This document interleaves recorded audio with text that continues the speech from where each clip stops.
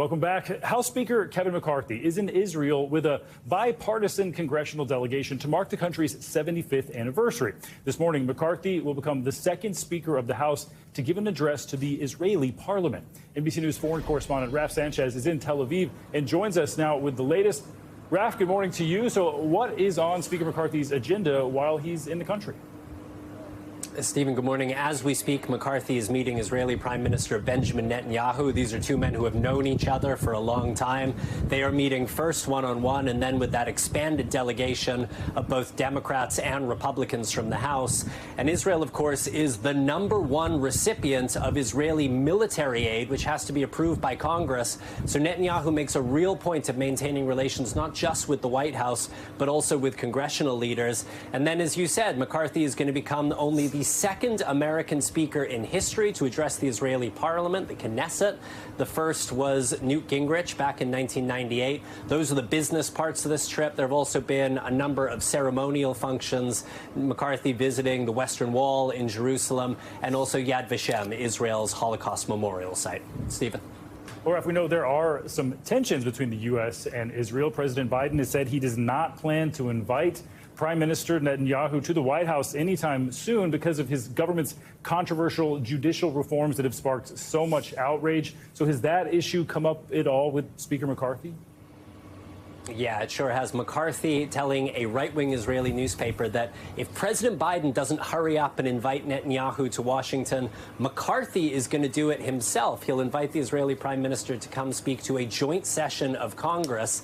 Now, Netanyahu, for his part, needs to tread a little bit carefully here. He has been burned in the past, accused of meddling in American politics by being too close to the Republicans.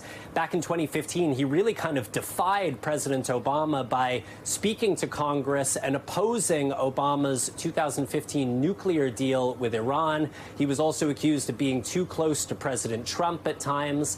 And this question of an invite to the White House has kind of become a domestic Israeli political issue. Some of Netanyahu's opponents are pointing to this lack of an invite and saying Netanyahu has so mismanaged Israel's relationship with its most important ally that he can't even get an invite to the White House, something that is usually traditional for an Israeli prime minister to secure. So we will see if an invite ends up coming either from the White House or from the other end of Pennsylvania Avenue from Congress sometime soon, Stephen.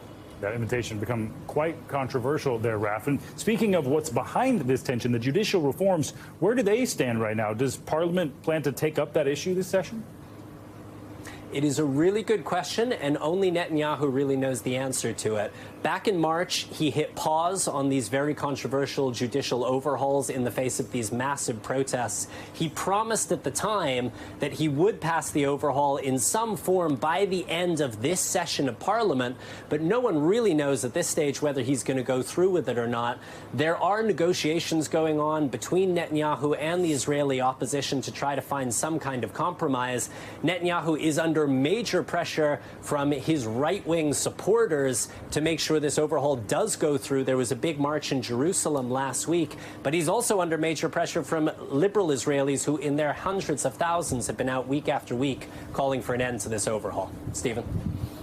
All right, more to come on that. Raf Sanchez, thanks for the update.